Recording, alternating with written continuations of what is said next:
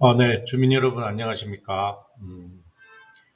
오늘은 3080 플러스 하나씩 알아가기 세 번째 시간입니다.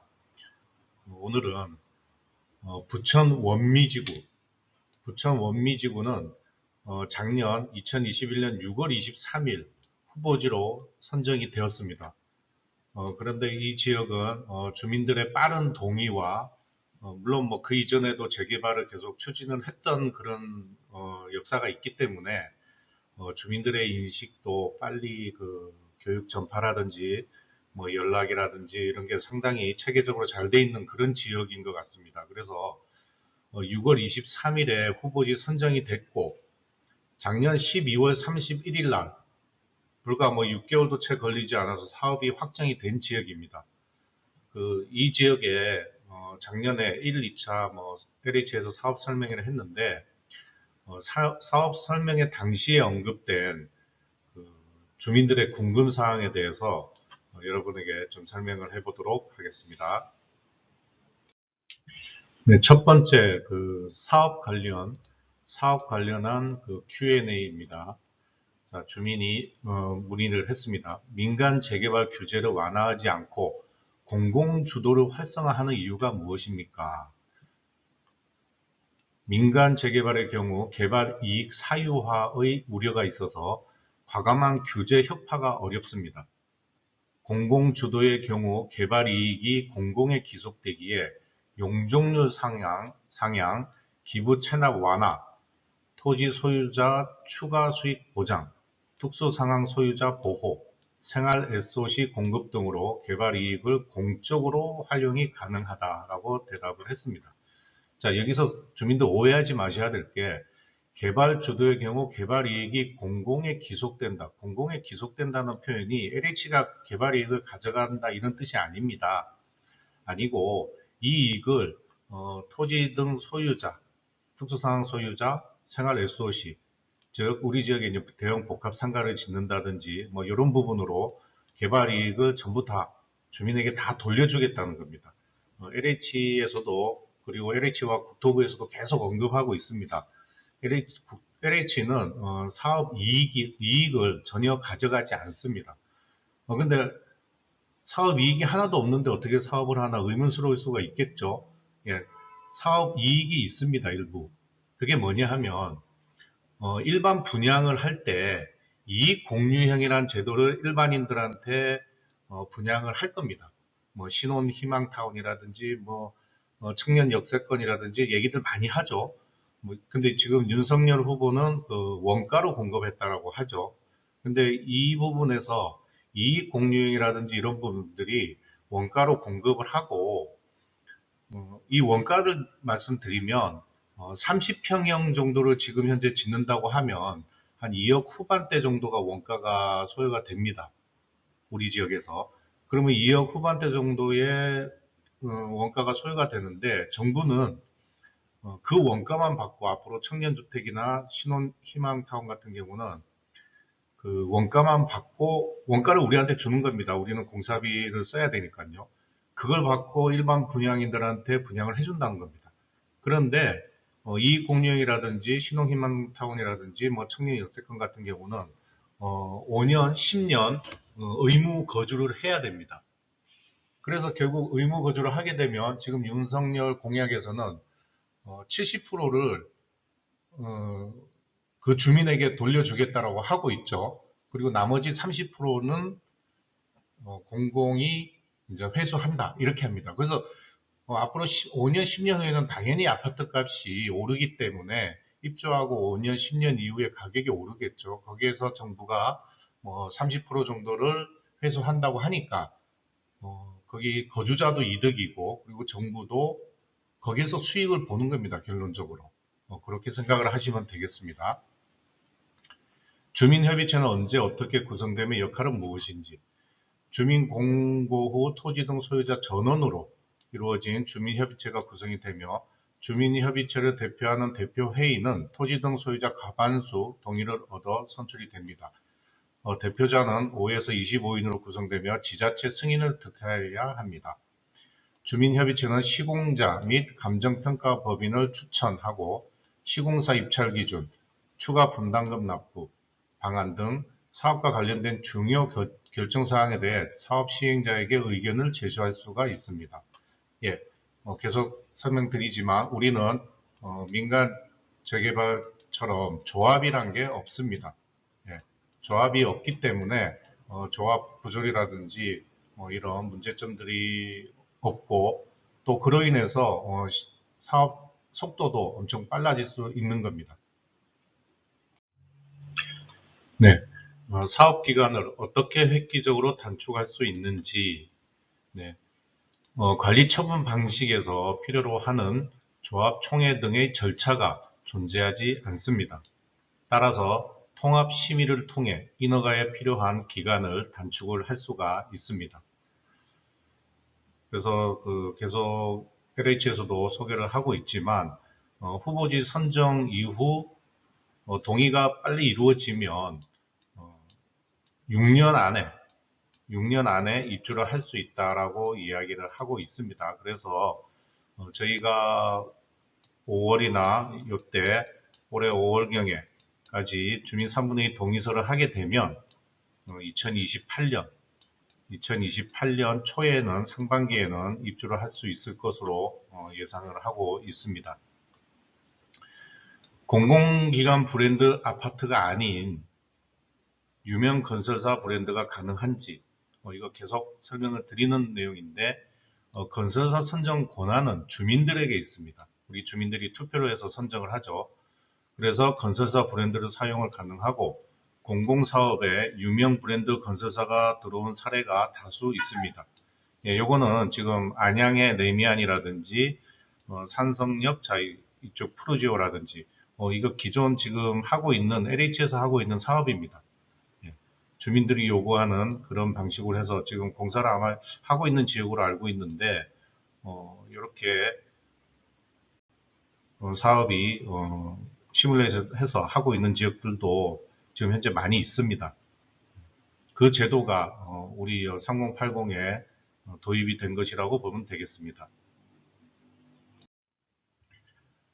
주민 동의서를 재진구하는 사유는 무엇인지, 예, 우리가 후보지 신청을 할 때 작년에 그 동의서를 했었죠. 예, 했었고, 근데 그건 국토부에 들어가는 동의서였고, 그리고 이번에는 그 사업 시행자인 LH의 동의서가 들어가야 됩니다. 그래서 지금 다시 재진구를 좀 하는 부분이 있는데, 이 이유는 주민 동의 절차 관련 향후 발생할 수 있는 법적 분쟁을 사전에 차단하기 위해서 주민 동의서 재진구를 한다라고 이렇게 표현을 하고 있습니다. 그래서 먼저 작년에 동의서를 주셨던 분들도 다시 동의서를 작성해 주시면 감사하겠습니다. 그리고 대형 평수, 전용 면적 84제곱미터 초과 공급 가능 여부, 토지 등 소유자가 원할 경우 가능합니다. 단 일반 분양은 전용 84제곱미터 이하로 공급을 한다라고 이렇게 표현을 했는데 요건 아마 좀 바뀔 겁니다. 바뀌어서 당연히 주민들한테도 40평대가 공급이 되고 그리고 일반 분양도 좀 이렇게 상황에 따라서 대형 평수도 일부 좀 들어갈 수가 있습니다. 요거는 작년에 이루어진 내용이라서 조금 달라진 부분도 없지 않아 있습니다.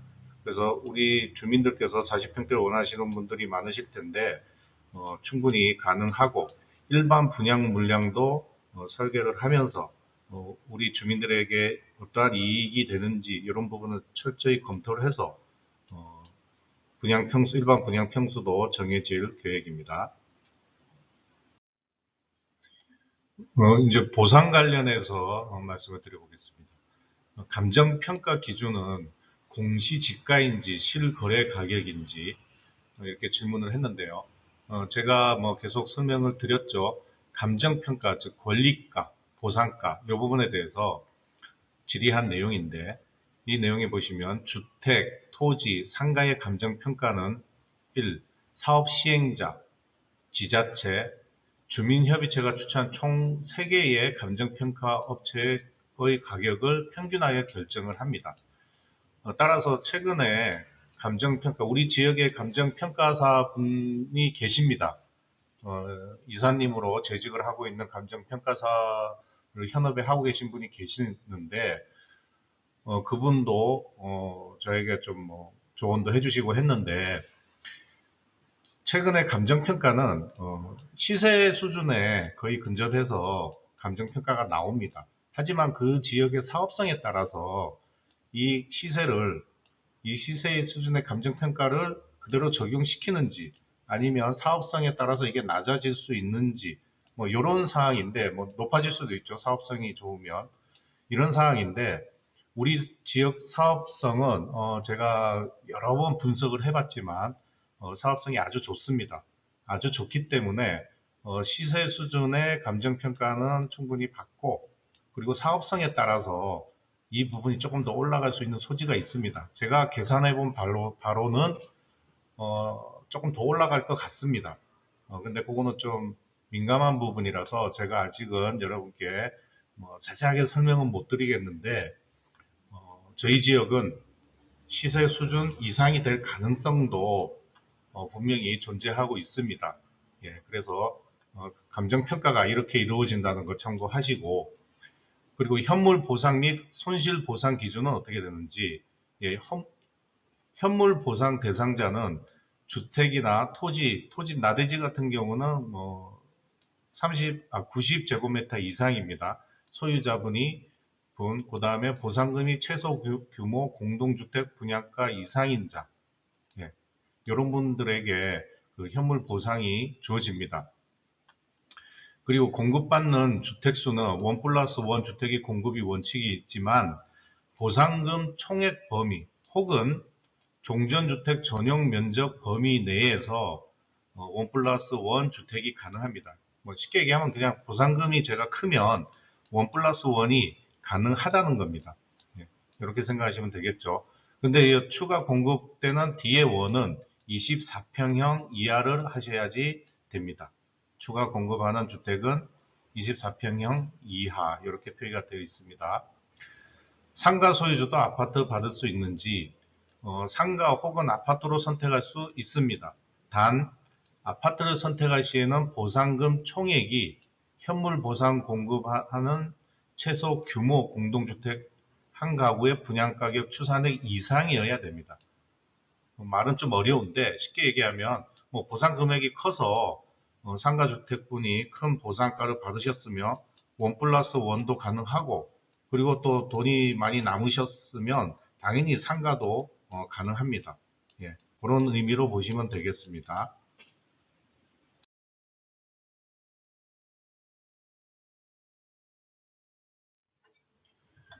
주택, 상가, 임차인 등 세입자에 대한 보상은, 주택 세입자는 재정착 공공임대를 포함해서 이사비, 주거 이전비 등 지원을 받습니다.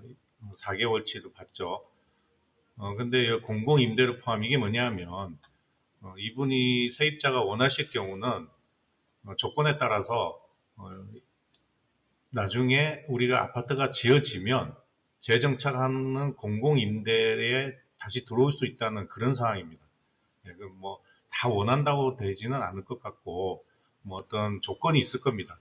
우리 지금 현재 우리 지역의 사업지 내에 거주하시는 세입자, 주택 세입자분이 나중에 우리 지역에서 공급되는 임대 아파트에 들어오고 싶으시다라고 요청을 하면 뭐 커트라인이라든지 이런 각종 항목들이 있을 겁니다. 거기에 맞춰서 자격을 부여를 한다는 그런 내용입니다. 상가 세입자는 재정착 상가 분양권을 포함하여 영업 보상이 이루어지고 임시 영업시설 조성 등 지원을 하게 됩니다. 이것도 마찬가지입니다. 우리 지역에 상가를 지으면 대형 복합 상가를 지을 계획인데, 거기에 다시 입주할 수 있는 분양권도 부여를 하겠다는 그런 내용입니다. 소유주도 이주비가 나오는지, 실거주 소유주에게 실거주하셔야 됩니다. 2개월치의 가계 지출비에 해당하는 주거 이전비와 연면적 기준의 이사비, 전세금 반환 여력이 없는 집주인이 일정 요건을 충족하면 전세금 반환 대출이 가능한 전용 대출 보증 상품도 지원 예정이라고 되어 있죠. 뭐 말씀드린 대로 세입자는 4개월 가계지출비, 4인 가구라고 하면 약 2,200 정도 됩니다. 예, 요거 지원을 하고, 또 이사비가 따로 지원이 되고, 그리고 실거주인분은 2개월치죠. 그럼 4인 가구라고 기준하면 약 1,100만 원 정도, 그리고 이사비 이렇게 지원이 됩니다. 이사비는 최대 170만 원이라고 생각하시면 됩니다. 현금 보상 기준과 보상금 지급 시기는 지구 지정 고시가 되면 보상 기준 등의 공고 후 우선 공급, 현물 보상, 아파트죠. 아파트를 현물 보상 받고 미희망자와 현물 보상 제외자의 경우 토지보상법에서 정한 절차에 따라서 현금 보상을 하고, 또 현금 보상금 지급 시기는 계약 체결 및 소유권 이전 등기 완료 후 개인별 지급을 한다라고 됐습니다. 예, 이거는 우리가 3분의 2 동의가 이루어지고 사업이 확정이 되면 뭐 설계라든지 감정평가라든지 이런 부분이 다 끝나면 그런 시점에서 이렇게 보상이라든지 그 다음에 소유권 이전 등기가 이루어진다는 그런 내용입니다. 소유권 이전 등기는 우리가 사업이 확정이 되고 이제 본격적으로 착공이 시작이 직전에 LH에게 소유권이 이전이 됩니다. 잠시 공사기간 동안. 근데 우리는 그 이전에 새 아파트 계약이라든지 이런 걸 다 마쳐야 됩니다. 마치고 소유권을 넘겨주고, 그리고 나중에 완공이 되면 다시 LH로부터 새 아파트를 받는 겁니다. 그래서 우리가 소유권을 LH에게 이전할 이때 양도세가 있는지라고 문의하시는 분이 계시는데, 이때 양도세가 없습니다. 양도세는 없고, 이 양도세가 이연이 됩니다. 그래서 완공이 돼서 우리가 주민께서 등기를 하시고 주거하시다가 나중에 그 주택을 매매할 때, 그때 최종 양도세가 부과가 됩니다. 예, 그래서 소유권이 LH로 넘어갈 당시에 양도세는 부과가 되지 않는다. 양도세를 이연을 해서 완공이 되면 자신의 명의로 등기하고, 그리고 그 이후에 매매를 하실 때 그때 양도세가 부과가 된다는 겁니다. 그리고 1가구 1주택 같은 경우는 양도세가 없습니다. 1가구 1주택은 양도세가 비과세입니다. 비과세이고, 지금 현재는 아직까지 민주당 정권이니까 뭐 1가구 2주택, 3주택, 4주택이신 분들은 주택을 매매하시면 양도세가 상당히 많이 나오죠. 하지만 이것도 윤석열 정권이 공식적으로 이제 업무를 하게 되면 뭐 향후 1년, 2년, 3년, 4년 뒤에는 아마 좀 지금보다는 많이 완화가 될 것으로 일단 예상을 합니다. 그래서 이 양도세 관련은 그때그때 또 세금 정책이 바뀌기 때문에 지금 뭐 기준으로 생각하지 마시고 나중 현 상황에 직접 왔을 때 그때 좀 고민을 하시는 게 좋을 것 같습니다. 예, 그 주택 우선 공급 1+1 주택이 가능한지, 예, 앞에서도 뭐 언급을 했는데요. 다시 한번 말씀드리면 지구 내 1세대 1주택 공급을 원칙으로 하나 보상금 총액의 범위 또는 주거 전용 면적의 범위에서 2주택을 허용한다. 1+1인데 뒤에 1은 24평 이하여야 한다는 내용입니다. 근린생활시설 소유자에게는 상가와 아파트 중 어떤 것을 분양받을 수 있나? 종전자산 가격의 범위 내에서 아파트와 상가 둘 다 분양받을 수가 있습니다. 그러나 종전자산 가격이 크지 않을 경우에는 토지 등 소유자가 원하는 아파트나 상가 중에서 하나를 분양을 받을 수 있습니다.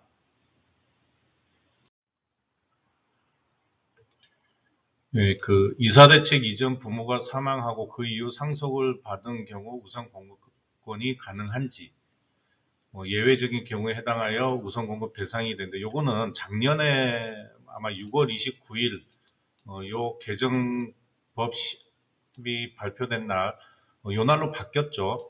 네, 요 날로 바뀌어서 그 관리 처분이 6월 29일입니다. 2021년 6월 29일. 따라서 2021년 6월 29일 이후에 매수하신 분이나 그 증여를 한 경우는 입주권이 없습니다. 예.